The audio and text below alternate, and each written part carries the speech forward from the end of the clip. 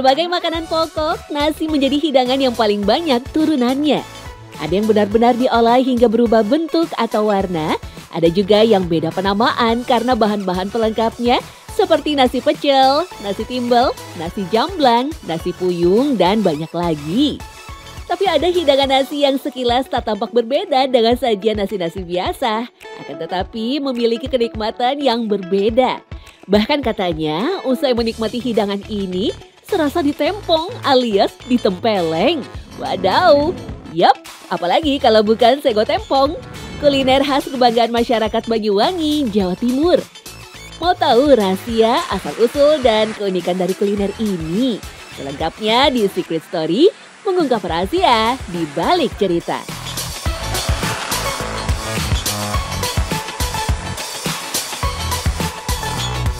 Sebenarnya ini diajak temen katanya lihat nasi tempong tuh viral juga. Terus kayak ini katanya enak banget, terus kayak terutama sambal dari Banyuwangi gitulah. Terus kayaknya penasaran juga sih, kayaknya di mana-mana lagi viral lah. Jadi kayaknya gue pengen nyobain sih. Ini tuh pokoknya asal dari Banyuwangi, enak banget. Terus rasanya tuh sama kayak yang di Bali karena gue tuh pecinta sambal ya. Jadi sambalnya tuh enak, nagih gitu. Dalam sepiring sego tempong, pilihan lauknya sangat beragam. Mulai dari ayam, empal, ikan asin, hingga aneka seafood pun ada.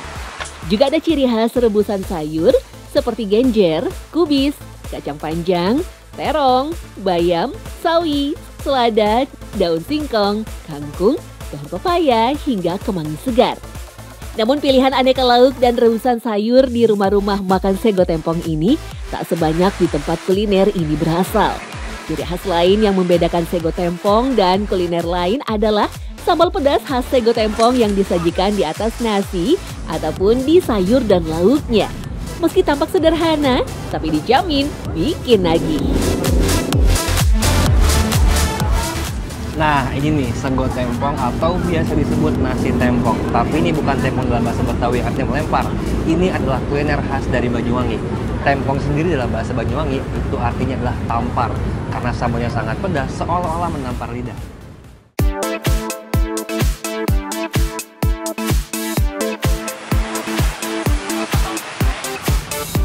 Berdasarkan sejarah, awal mulanya nasi tempong atau sego tempong adalah bekal makanan yang biasa dibawa masyarakat Banyuwangi ke sawah. Terlihat dari kesederhanaan menunya yang terdiri dari nasi putih, rebusan sayur, lauk, dan sambal.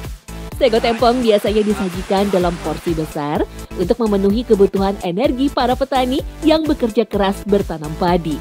Karenanya, dalam beberapa pendapat, tempong juga bisa diartikan menampar dalam arti porsinya yang super jumbo. Uniknya, berbeda dengan lalapan Sunda yang seringkali disajikan mentah, rata-rata sayur pelengkap sego tempong dimasak terlebih dahulu. Jadi kalau nasi tempong ini terlihat seperti makanan orang Jawa Barat ya, ada lalapan gitu kan. Tapi bedanya orang Jawa Barat itu di Jawa Barat, mereka kalau lalapan sayur-sayurannya tidak direbus. Ya, dalam keadaan fresh semuanya, tapi layak untuk dimakan. Cuma kalau nasi tempong ini, dia punya timun, labu, siam yang udah dikukus, terus habis itu ada sayuran-sayuran, toge, bayam, dan lain-lain.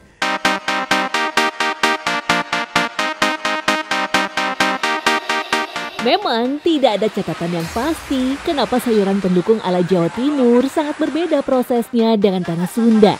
Tetapi jika merujuk pada prasasti penggumulan yang ditemukan di Sleman, catatan tentang lalap mentah dan direbus ternyata sudah ditulis sejak abad ke-10 Masehi. Dalam prasasti tersebut, lalap mentah disebut sebagai rumwah, sedangkan sayuran yang direbus disebut kuluban. Banyak yang menganggap rebusan ataupun mentah pun sebenarnya tak jadi masalah.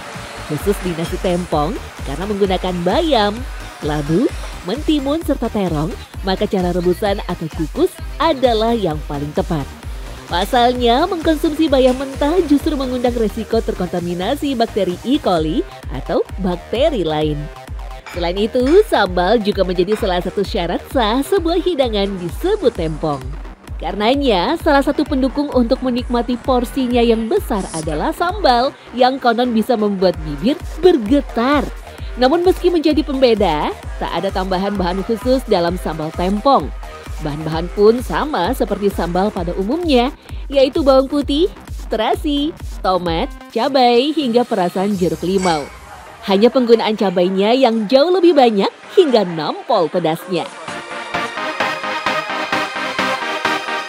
Kalau membedakan sambalnya, sebenarnya sambalnya hampir mirip ya. Mungkin ada terasinya juga, ada tomatnya dan lain-lain.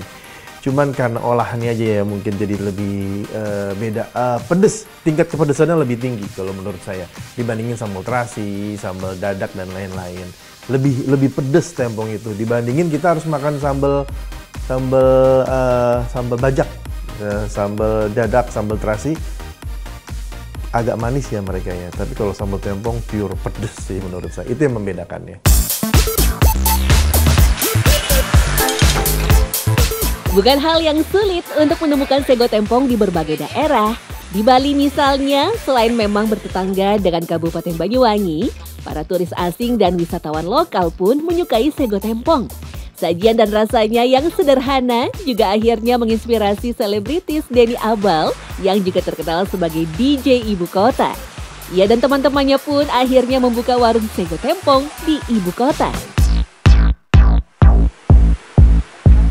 Gimana nih kalau buka di Jakarta kan nasi tempong kan jarang. Nah kebetulan kita ini tuh sebenarnya tuh backgroundnya bukannya dari dunia masak ya, kuliner ya. Nah karena di sini gua melihat potensi kayaknya bukan nasi tempong oke juga nih. Ya udah akhirnya gua foundernya, gua yang idein semuanya. Kenikmatan sego tempong memang terletak pada beraneka ragam dari isi dalam satu hidangan sego tempong. Ketika menyantapnya, piring terlihat penuh dan tentunya pasti mengenyangkan. Sego tempong dianggap sebagai representasi kekayaan hasil bumi di Banyuwangi. Mulai dari beras yang digunakan, cabai rawit, sayur mayur, hingga bahan makanan yang diperoleh dari sekitar yang diolah jadi lauk pauk yang sungguh lezat. Seakan masyarakat Banyuwangi sudah mengerti makanan bernutrisi lengkap sejak dahulu kala. Nah itu ada ikan asinnya. Ikan asinnya itu ya mungkin kalau gue juga pecinta ikan asin ya. Kalau nggak pakai sambal tuh nggak enak ya. Jadi kayaknya tuh kalau makan pakai ikan asin pakai sambal itu kayaknya pengen nambah-nambah terus ya. Kalau gue pribadi. Makanya di situ lo kenikmatannya nasi tempongnya. Karena ada ikan asinnya. Ya karena Indonesia sudah bisa hampir seluruh rakyatnya makan pedas. Sambal terutama. Nah sambal ini yang menyatukan kita. Jadi pemersatu bangsa ya sambalnya. Untuk jenis ikannya sendiri sebenarnya tidak ada kekhususan tertentu pada nasi tempong.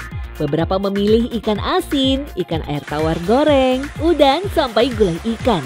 Semua itu bermuara pada asal nasi tempong yang juga dimaknai sebagai campuran semua hidangan di dalam satu piring. Dan pada akhirnya, kegemaran masyarakat Nusantara terhadap sensasi panas di lidah turut serta mempopulerkan nasi tempong ke setiap penjuru.